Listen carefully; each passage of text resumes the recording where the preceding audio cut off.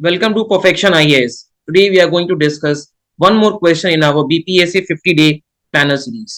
आज का हमारा क्वेश्चन साइंस एंड टेक का क्वेश्चन है and this question reads as examine the benefits of scientific and technological advances in deep sea ocean exploration, search of life on another planet, and search of water on moon through various government initiatives. Explain with the respective program involved. तो यहाँ पे ये question जो है इसका ये this is a two part question where in the first part we need to talk about the benefit of certain things. ये benefits हमको किस किस चीजों के बारे में बात करना है. पहला है deep ocean mission, search of life on another planet and search of water on moon. And the second we need to talk about the government initiatives dealing with the same. Getting the point. चलिए आगे बढ़ते हैं. In such kind of introduction try to write something which gives us the objective of the question. कि ये question किस लिए पूछा गया है, objective of the question.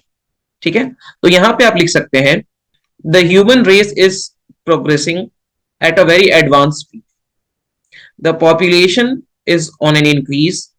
Therefore we need more resources for upkeep of this population, and in pursuit of finding these resources humankind has gone through many processes such as deep ocean exploration, finding life on another planet. क्योंकि देखो अगर आप दूसरे life में planet खोज रहे हो, दूसरे अगर आप प्लैनेट पे लाइफ खोज रहे हो तो वहां पे एक ऑब्जेक्टिव ये भी है कि आप उस प्लैनेट पे रिसोर्सेज को खोजो और वो रिसोर्सेज को आप यूटिलाइज करो प्लैनेट अर्थ में जो मिसमैच हो रहा है रिसोर्सेज और पॉपुलेशन का, उसको ब्रिज करना है. ठीक है, यहां पे आप डीप ओशन मिशन को या फिर डीप सी एक्सप्लोरेशन को भी एक्सप्लेन कर सकते हो कि what do you mean by deep sea exploration. देखो नाम से क्लियर है, deep sea exploration means you are going to the depth of the sea, as simple as that. So basically अगर हम इसको डिफाइन करते हैं, this is the investigation of the physical, chemical and biological conditions of the seabed. देखो सी bed क्या होता है, जिस तरीके से लैंड होता है ना, ठीक है, उस तरीके से पानी के नीचे जो हमारे समुद्र है, जो लेक्स है, उनके नीचे भी इस तरीके से लैंड है और इसके ऊपर पानी भरा हुआ. ठीक है, तो हम लोग ये देख रहे हैं कि जो सी बेड है, ये सी बेड की क्या physical, chemical and biological properties है. Getting the point. और अभी रिसेंटली गवर्नमेंट ने बहुत सारी इनिशिएटिव्स लिए जिसके चलते this has come into the limelight. Okay, चलिए अब हम लोग सबसे पहले देखते हैं कि what are the benefits of deep sea exploration. Deep sea exploration का बेनिफिट्स क्या क्या है. ठीक है, सबसे पहला बेनिफिट तो ये है कि डीप सी एक्सप्लोरेशन जो है, this will help us study the ocean bottom relief. ठीक है, ये हमको ओशन बॉटम रिलीफ को स्टडी करने में हेल्प करता है. देखो होता क्या है, जैसे जैसे हम पानी के नीचे जाते जाते हैं वैसे वैसे प्रेशर बढ़ने लगता है. ठीक है, वाटर कॉलम का जो प्रेशर है वो बढ़ने लगता है, जिसके चलते it becomes very difficult for mankind to go to the bottom of the seabed. और वैसे वैसे ओशियंस या फिर लेक्स जो कि बहुत डीप हैं, हम उनके सी बेड तक पहुंच ही नहीं सकते हैं. जब हम पहुंच नहीं सकते तो हमको ये नहीं पता चलता है कि ओशन बॉटम रिलीफ किस टाइप का है. वहां पे माउंटेन्स है, वहां पे प्लेन्स है, वहां पे किस तरह के ऑर्गेनिजम्स मिलते हैं.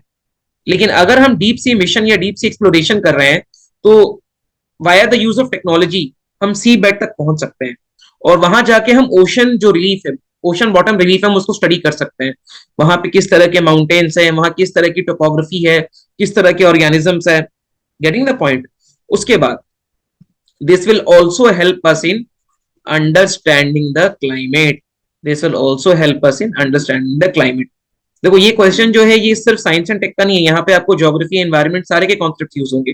कैसे? आप सभी ने ओशन करेंट्स के बारे में पढ़ा होगा. ठीक है, और किस तरीके से ओशन करेंट्स जो है वो क्लाइमेट को इन्फ्लुएंस करते हैं. Getting the point. एक छोटा सा एग्जांपल देता हूं आपको. जहां पे कोल्ड ओशन करंट और वार्म ओशन करंट मिलते हैं, ठीक है, उस एरिया में we find intense fishing activity. वहां पे बहुत ज्यादा फिशिंग एक्टिविटी होती है. I won't go into the nitty gritties of this particular thing, लेकिन जो हमारा ओशन करेंट्स है ना, वो बहुत ज्यादा क्लाइमेट को इन्फ्लुएंस करता है. Getting the point. तो अगर हम डीप सी एक्सप्लोरेशन कर रहे हैं तो we will have a better understanding of how ocean current works and therefore we can also understand the climate. ठीक है, उसके बाद तीसरा, this will help us in disaster management. Disaster management में हमारी हेल्प करेगा। कैसे डिजास्टर मैनेजमेंट में हेल्प करेगा? देखो, बहुत सारे ऐसे डिजास्टर्स हैं जो कि हम देखते हैं ओशंस में या फिर सी बेड्स में आते हैं। इसका एक बहुत ही प्रोमिनेंट एग्जांपल है सुनामी। ठीक है, सुनामी। उसके बाद अगर मैं आपको साइक्लोन्स बोलूं, ये जो साइक्लोन्स की कंडीशन है ना, ये भी बेसिकली वाटर बॉडीज के ऊपर ही डेवलप होती है, लेकिन इससे ज्यादा हम सुनामी के बारे में जानते हैं। तो सुनामी बेसिकली क्या है कि अंडर वाटर अर्थक्वेक जो आता है ना, अंडर वाटर अर्थक्वेक, जिसके चलते the entire ecosystem gets disturb, और वो जो पानी है वो स्पिल ओवर होकर लैंड एरियाज में आ जाता है। So if I am able to go deep into the ocean bottom relief, अगर मैं डीप ओशन में जा रहा हूं, so I can understand that why earthquakes are taking place, why volcanism is taking place inside the ocean, which will help us in better disaster management in the long run. Getting the point? उसके बाद में fourth point, also help us in knowing the fish resources. ये हमको fish resources के बारे में भी बताएगा कि those fish which are not only present on a surface, लेकिन बॉटम में भी क्या कोई फिश रिसोर्सेज हैं which human kind can utilize, और क्या कोई एक ऐसा एनिमल या कोई ऐसी एक्वाटिक मैमल है जिसके अंदर मेडिसिनल प्रॉपर्टीज हैं। Getting the point? Medicinal properties हैं, not only fish but any kind of animal which has some medicinal properties. Getting the point?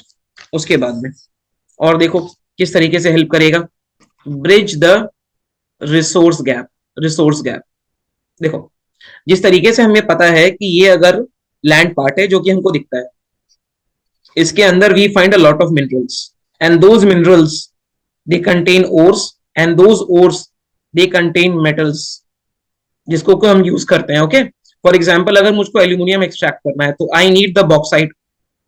तो ये सब कहाँ मिलता है? ये सब जनरली हमको जमीन के नीचे मिलता है, लेकिन ये जो लैंड एरिया है this constitutes only 29% of the total area. 70% में तो वाटर है। तो जो वाटर है वहां जो सी बेड है, उस सी बेड के अंदर भी तो बहुत सारे मिनरल्स हो सकते हैं। So I need to find those minerals, and this can only be done when I will go through a deep sea exploration mission. ठीक है, गेटिंग द पॉइंट? सो ये कुछ कुछ बेनिफिट्स हैं डीप सी एक्सप्लोरेशन के। अब यहाँ पे कुछ गवर्नमेंट इनिशिएटिव्स भी हैं। देखो, सबसे पहला गवर्नमेंट इनिशिएटिव है which goes by the name of Samudrayaan. ठीक है, अब देखो ये समुद्रयान क्या है, बेसिकली क्या है ना, this is the first manned ocean mission. यहाँ पे कुछ लोग जो है वो ओशन बॉटम रिलीफ में जाएंगे, and with this India has joined an elite club of some nations which already has got this particular kind of technology. And this Samudrayaan mission this will be undertaken by the national institute of ocean technology, जिसे हम NIOT के नाम से जानते हैं। And the total outlay of the project is approximately 6,000 crore. ठीक है, very heavy, but लेकिन ये हमारे बहुत ज्यादा काम आएगा। ठीक है, अब ये जो डीप ओशन मिशन है ये गवर्नमेंट ने बेसिकली क्यों लिया है? For supporting the blue economy. Blue economy को सपोर्ट करने के लिए गवर्नमेंट ने समुद्रयान मिशन को अंडरटेक किया है, और भी उसके बहुत सारे एंसिलरी बेनिफिट्स हैं जो कि आपने ऑलरेडी देखा हुआ है। ठीक है, तो समुद्रयान मिशन जो है दिस इज द मोस्ट। अब आप इसमें कुछ और ऐड करना चाहते हो तो आप मेंशन कर सकते हो कि in 2014-15 the international sea bed authority, ठीक है, has given permission to the Indian government to extract the polymetallic nodules from the ocean bed. ठीक है, ओशन बेड से पॉलीमेटालिक नोड्यूल्स निकालने की permission, but this is not a government of India initiative, but yes, if you are having a lack of point you can certainly mention this. Getting the point? चलिए अगला आते हैं। दूसरा point है हमारा life on other planet. Life on other planet, इसके क्या advantages है? सबसे पहला एडवांटेज तो ये है, life on other planet this will make और this will give us a supply reserve. ये हमको एक सप्लाई रिजर्व देगा, और this will give us an alternative. Why? मान के चलो in future anything happens to earth, अगर एक बड़ा सा एस्ट्रॉइड आके अगर अर्थ को अपना डिस्ट्रॉय करने वाला है, ग्लोबल वार्मिंग की वजह से a day might come where the entire land area is filled with water, और से फॉर एग्जांपल अगर फिर से आइस एज आ जा रहा है, ठीक है, so this will lead to wiping off humanity. But if you have search some place in any other planet, तो आप वहां जाके कम से कम ह्यूमैनिटी को बसा सकते हो, ताकि जो उनका जीन पूल है वो पूरे तरीके से खत्म ना हो, and therefore we can preserve humanity. Okay, सबसे पहली चीज तो ये। दूसरा रीजन है फॉर कम्युनिकेशन। फॉर कम्युनिकेशन, अगर आप दूसरे लाइफ में अगर आप जा रहे हो या अगर आप दूसरे प्लैनेट पे लाइफ खोज रहे हो, तो first of all this will aid our communication channels. ठीक है, और उसके बाद में you can also use them for weather monitoring. These are some advantages which you have if you are going to, अगर आप दूसरे प्लेनेट में लाइफ खोज रहे हो. ठीक है. अब क्या बेनिफिट्स है आर्टिफिशियल एंड मशीन लर्निंग का? ठीक है. आर्टिफिशियल एंड मशीन लर्निंग के क्या क्या बेनिफिट्स है? सबसे पहले तो अगर मैं आर्टिफिशियल इंटेलिजेंस की बात करूं, चलो देखो, सबसे पहले this will reduce human errors को रिड्यूस करेगा. This will also increase efficiency, efficiency को इंक्रीज करेगा. और क्या क्या हो सकता है? सबसे पहले तो also we can use artificial intelligence in finding extra territory, we can find in extra terrestrial life, extra terrestrial life. ठीक है. जैसे मान के चलो, अगर आपने कोई एआई सिस्टम को एम्प्लॉय किया है और you have given some commands कि देखो, अगर आपको यहाँ पे वाटर मिल गया तो आपको मान लेना है कि यहाँ पे लाइफ की पॉसिबिलिटी है. अगर आपको यहाँ पे कुछ रेस्पिरेशन, या फिर मान के चलो if you have found some excreta, so AI can monitor that particular progress, and in the meantime we can get to know a lot of things. और भी AI के बहुत सारे benefits है. For example, you can use it in IoT. Moreover, this can lead to automation.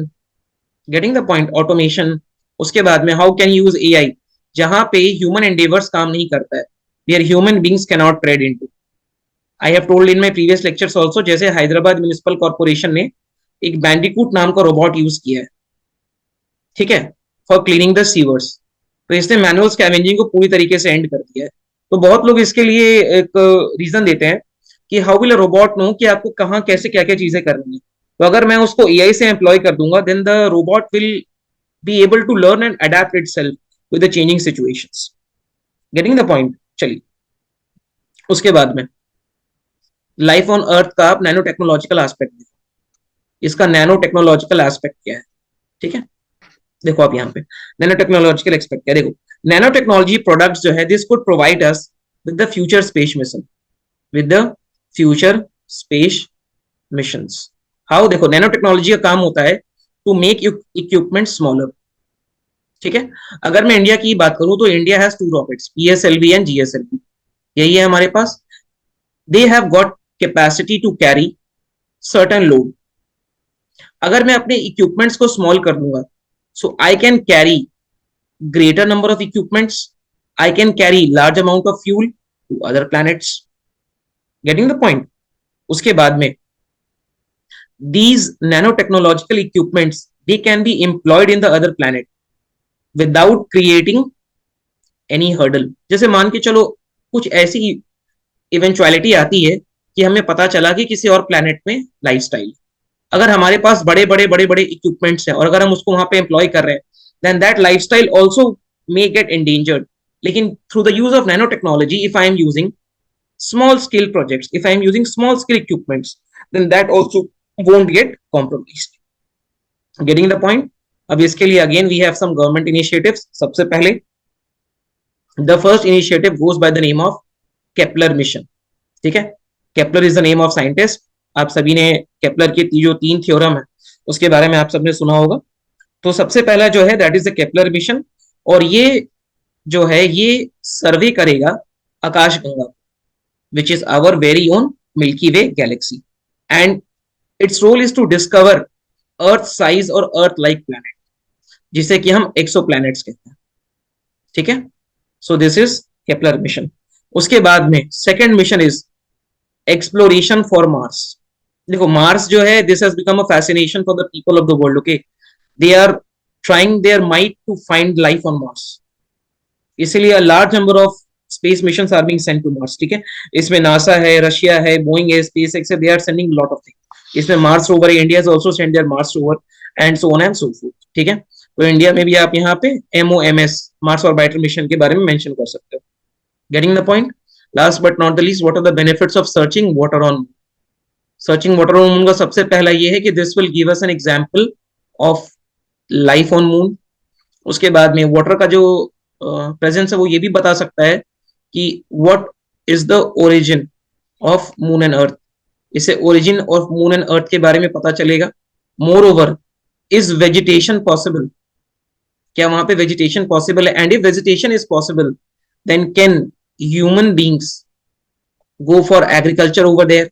Moreover, presence of water will also tell us about the presence of oxygen. ठीक है. So these are some of the benefits of presence. अब इसके लिए all of you must be knowing what are the mission. We have the mission Chandrayaan 1, Chandrayaan 2, and now we are also launching Chandrayaan 3 in the meantime. Okay. यहाँ पे Chandrayaan 2 और Chandrayaan 3 के बारे में आप कुछ specific features भी mention कर सकते हो, not too much. Now whenever you are concluding your answer, देखो ये जो conclusion है ना, ये आपको एक wide area में देना है and not restricting yourself to a particular space. जैसे conclusion should not relate only to the deep ocean mission or finding water on moon or finding life on other planets. Basically, these are the endeavors of mankind for advancing human beings, and to know what their genesis is. और basically ये जो पूरा activity है ये resource के लिए हो रहा है, इसलिए ठीक है. तो आप इसमें कंक्लूड कर सकते हो कि though all these measures they are taken in very good spirit for finding resources for the ever increasing population and advancing the mankind in science and technology, but this should also be complemented with some responsibility के साथ भी हमको इसको complement करना होगा. For example, do not launch many space missions so as to create the problem of space debris. ठीक है. उसके बाद में deep ocean mission should be conducted in such a manner that you are not creating an hindrance to the aquatic lifestyle. Moreover, there should not be any attempt to colonize the. ठीक है. In this way you can end the answer. I hope आपको ये पूरा concept समझ में आया होगा. We will meet next day with one more question. Thank you very much.